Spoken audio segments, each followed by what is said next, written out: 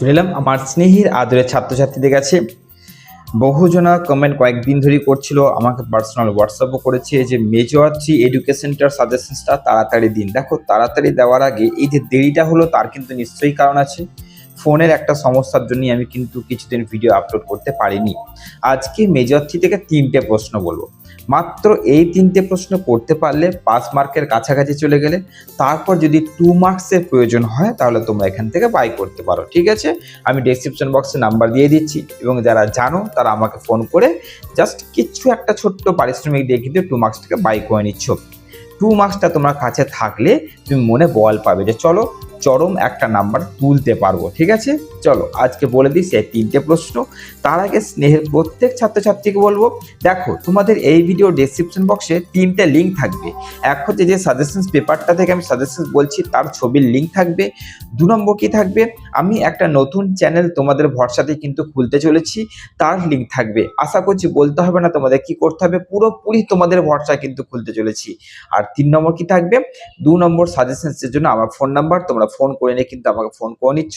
আমি তোমাদের কিন্তু 2 মার্কস সাজেশনস ছোট্ট একটা পারিশ্রমিকে মেজর 1, 2, 3 তোমাদের দিয়ে দেবো। 2 মার্কস হচ্ছে মনে একটা বল তৈরি করবে যে চলো একটা সাপোর্টিং আমার কিছু একটা রয়েছে যেখান থেকে অনেকটা নাম্বার কিন্তু উঠে আসবে, তাই না? চলো মেজর 3 এডুকেশন থেকে 3টে প্রশ্ন। প্রথমে দেখো তোমাদের করতে হচ্ছে, হ্যাঁ আরেকটা কথা বলে দিই, এখানে আমি এমন একটা অ্যান্সার আমার স্টুডেন্টসদের তৈরি করে দিয়েছি যেখানে একটা অ্যান্সার দিয়ে বিবেকানন্দ, রাজা রামমোহন, বিদ্যাসাগর বা অরবিন্দ বলো বা রবীন্দ্রনাথ বলো, যে কোনো রকম অ্যান্সার এলে তারা করতে পারবে, এমন একটা ফরম্যাট কিন্তু তাদের করে দিয়েছি। যদি এডুকেশন স্টুডেন্টসদের মেজর 1, 2, 3 এর নোটস, এমন নোটস দরকার হয় যে যেখানে 3-4টে নোটস থাকবে এমনই, যেগুলো পড়লে 3টে পেপারে দারুণ পরীক্ষা হবে, তাহলে কিন্তু সেটাও নিতে পারছো। আর 2 মার্কস তো নিশ্চয়ই। তো চলো প্রথম যে প্রশ্নটা বলবো সেটা হচ্ছে নারী শিক্ষায় রাজা রামমোহন, বিদ্যাসাগর এবং বিবেকানন্দ এদের অবদান। অ্যান্সারটা এমন তৈরি করবে একটা উত্তরই সব হয়ে যাবে।